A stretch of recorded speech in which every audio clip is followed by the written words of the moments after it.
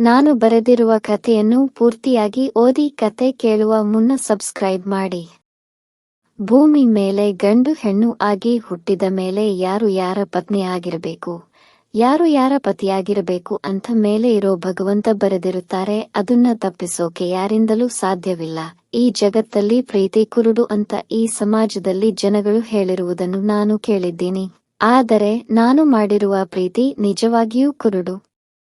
ನಾನು ಚಿಕ್ಕ ವಯಸ್ಸಿನಿಂದ ನನ್ನ ತಂದೆಯನ್ನು ನೋಡಿದ ನೆನಪೇ ಇಲ್ಲ. ನನಗೆ ಎಲ್ಲವೂ ನನ್ನ ತಾಯಿಯೇ ಆಗಿದ್ದಳು.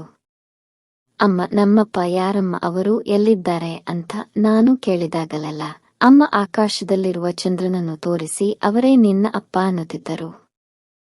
ಸ್ಕೂಲಿನಲ್ಲಿ ಪೇರೆಂಟ್ಸ್ ಮೀಟಿಂಗ್ಗೆ ಕರೆದಾಗಲೆಲ್ಲ ಅವಳೇ ಬರುತ್ತಿದ್ದಳು. ಶಾಲೆಯಲ್ಲಿ ಎಲ್ಲರೂ ನನ್ನನ್ನು ಕೇಳುತ್ತಿದ್ದ ಪ್ರಶ್ನೆ ಒಂದೇ, ನಿಮ್ಮಪ್ಪ ಎಲ್ಲಿದ್ದಾರೆ, ನಿಮ್ಮಪ್ಪ ಯಾಕೆ ಯಾವಾಗಲೂ ಪೇರೆಂಟ್ಸ್ ಮೀಟಿಂಗ್ಗೆ ಬರುವುದಿಲ್ಲ, ಅವರು ಯಾರು ಅಂತ. ಅವರಿಗೆಲ್ಲ ನಾನು ಹೇಳುತ್ತಿದ್ದ ಉತ್ತರ, ನಮ್ಮಪ್ಪ ಆಕಾಶದಲ್ಲಿ ಇರುತ್ತಾರೆ, ಅವರು ರಾತ್ರಿ ಮಾತ್ರ ಬರುತ್ತಾರೆ, ಬೆಳಗ್ಗೆ ಎದ್ದು ನೋಡಿದರೆ ಮಾಯವಾಗಿ ಹೋಗಿರುತ್ತಾರೆ ಅಂತ.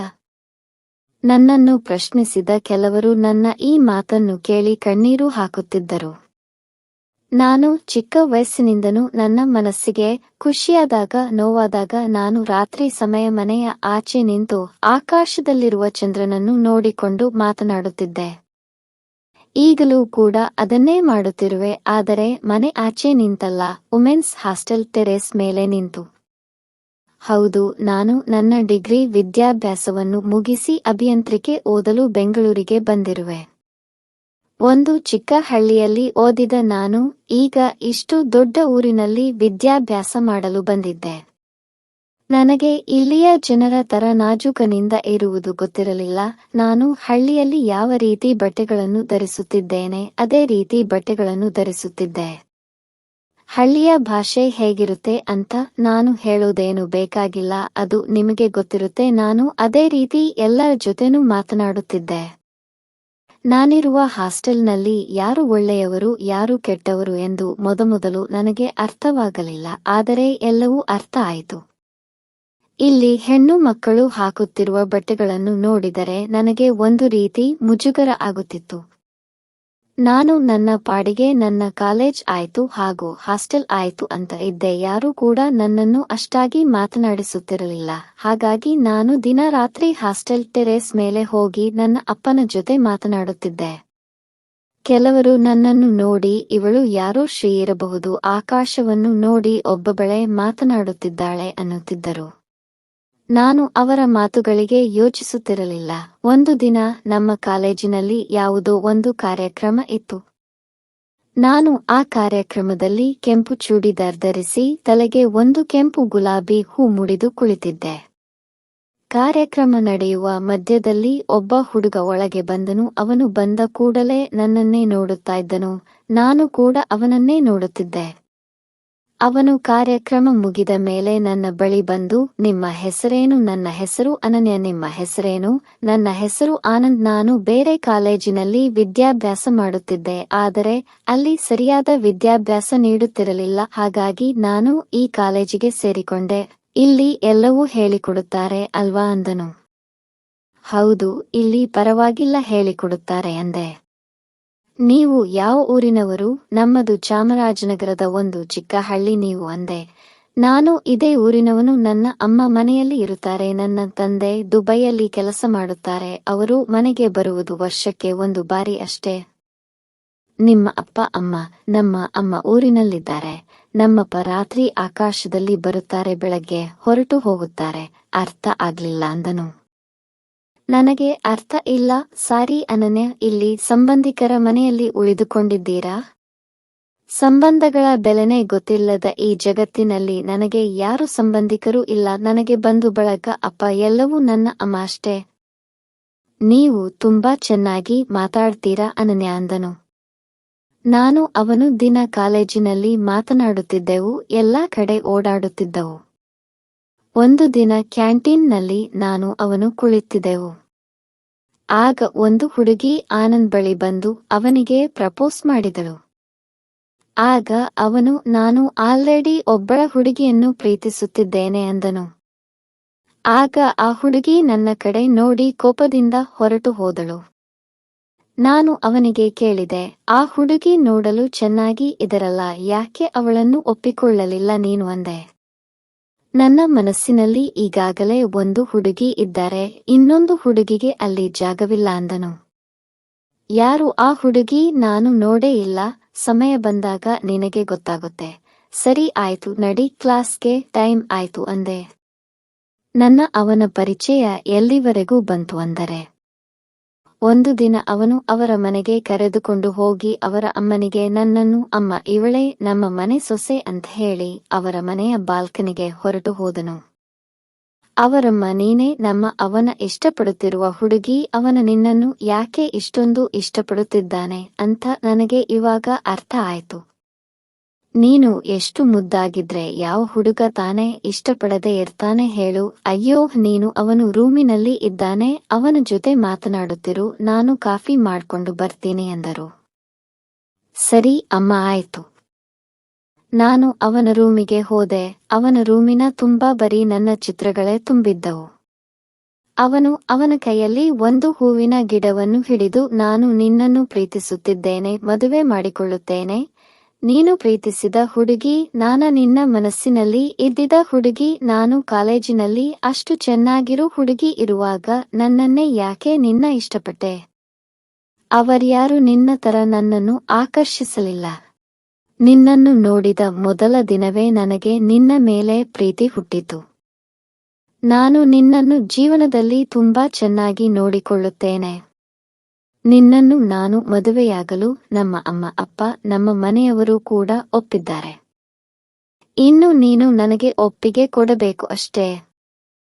ನೀನು ಇಷ್ಟೆಲ್ಲ ಹೇಳಿದ ಮೇಲೆ ನಾನು ನಿನ್ನನ್ನು ಪ್ರೀತಿಸದೇ ಇರುವುದು ಮತ್ತು ಮದುವೆಯಾಗದೇ ಇರಲು ಹೇಗೆ ಸಾಧ್ಯ ಹೇಳು? ಆದರೆ ನಿನ್ನನ್ನು ನಿಮ್ಮ ಮನೆಯವರನ್ನು ಮೊದಲು ನಮ್ಮ ಅಮ್ಮ ಒಪ್ಪಬೇಕು ಅಂದೆ. ಆಯ್ತು, ನಾಳೆನೇ ಅವರ ಜೊತೆ ಬಂದು ನಾನು ಮಾತನಾಡುತ್ತೇನೆ, ನೀನು ಒಬ್ಬನೇ ಬರಬೇಡ, ಅಮ್ಮನನ್ನು ಜೊತೆಗೆ ಕರೆದುಕೊಂಡು ಬಾ. ಆಗ ಅಮ್ಮ ಒಪ್ಪುತ್ತಾಳೆ ಅಂದೆ. ಈಗಲೇ ಬೇಡ, ಇನ್ನು 2 ತಿಂಗಳು ಆದರೆ ನಮ್ಮ ವಿದ್ಯಾಭ್ಯಾಸ ಮುಗಿಯುತ್ತದೆ, ನಾವು ಯಾವುದಾದರೂ ಕೆಲಸಕ್ಕೆ ಸೇರಿಕೊಂಡು ಆಮೇಲೆ ನಿಮ್ಮ ಅಮ್ಮನ ಹತ್ತಿರ ಮಾತಾಡುವುದಕ್ಕೆ ಬರುತ್ತೇನೆ ಎಂದನು. ಒಳ್ಳೆ ಐಡಿಯಾ ಸರ್, ಹಾಗೆ ಮಾಡಿ. ಅದೇ ರೀತಿ 2 ತಿಂಗಳ ನಂತರ ಅವರ ಅಮ್ಮ ಮತ್ತು ಅವನೇ ಇಬ್ಬರು ನಮ್ಮ ಊರಿಗೆ ಬಂದರು. ನಮ್ಮ ಅಮ್ಮನ ಬಳಿ ಹೀಗೆಲ್ಲ ವಿಷಯವನ್ನು ಹೇಳಿದರು. ನಿಮ್ಮ ಮಗಳ ಜವಾಬ್ದಾರಿ ಇನ್ನು ಮುಂದೆ ನಮ್ಮದು, ನೀವು ನಿಶ್ಚಿಂತೆಯಿಂದ ಇರಿ, ನಿಮ್ಮ ಮಗಳನ್ನು ನಾವು ತುಂಬಾ ಚೆನ್ನಾಗಿ ನೋಡಿಕೊಳ್ಳುತ್ತವೆ. ನೀವು ಮದುವೆಗೆ 1 ರೂಪಾಯಿ ಕೊಡುವುದು ಬೇಡ, ಎಲ್ಲವೂ ನಾವೇ ನೋಡಿಕೊಳ್ಳುತ್ತೇನೆ. ನೀವು ಇಷ್ಟು ಹೇಳಿದ ಮೇಲೆ ಅವಳನ್ನು ನಿಮ್ಮ ಮಗನಿಗೆ ಕೊಡಲು ಏನು ಅಭ್ಯಂತರ ಇಲ್ಲ ಅಂತ ಅಮ್ಮ ಹೇಳಿದಳು. ಹೌದು, ನಿಮ್ಮ ಮನೆಯವರು ಎಲ್ಲಿ? ಅವರು ಬಂದಿಲ್ಲವಲ್ಲ ಅಂತ ಅಮ್ಮ ಅವರನ್ನು ಕೇಳಿದರು. ಇಲ್ಲ, ಅವರು ದುಬೈನಲ್ಲಿದ್ದಾರೆ, ಅವರಿಗೆ ರಜೆ ಇಲ್ಲ, ಅವರು ಬಂದರೆ ಇವನ ಮದುವೆಗೆ ಬರುತ್ತಾರೆ ಅಷ್ಟೇ. ಸರಿ ಆಯ್ತು, ಹಾಗಾದ್ರೆ ಮುಂದಿನ ಕೆಲಸವನ್ನು ನೀವು ಮಾಡಿಕೊಳ್ಳಿ. ನಮಗೆ ಬಂಧು ಬಳಗ ಸಂಬಂಧಿಕರು ಅಂತ ಯಾರೂ ಇಲ್ಲ, ನೀವೇ ಎಲ್ಲವನ್ನೂ ಮಾಡಬೇಕು, ನನ್ನ ಮಗಳನ್ನು ನಿಮ್ಮ ಮನೆಗೆ ಕಳಿಸುವುದು ಅಷ್ಟೇ ನನ್ನ ಕೆಲಸ ಅಂತ ಅಮ್ಮ ಅವರಿಗೆ ಹೇಳಿದರು. ಆಯ್ತು, ಮುಂದಿನ ತಿಂಗಳ ಮದುವೆ ಇಟ್ಟುಕೊಳ್ಳೋಣ. ಅದೇ ರೀತಿ ನನ್ನ ಮದುವೆಗೆ ಎಲ್ಲರೂ ಸಿದ್ಧವಾಯಿತು. ಅವತ್ತು ರಾತ್ರಿ ನಮ್ಮ ರಿಸೆಪ್ಷನ್ ನಡೆಯಿತು.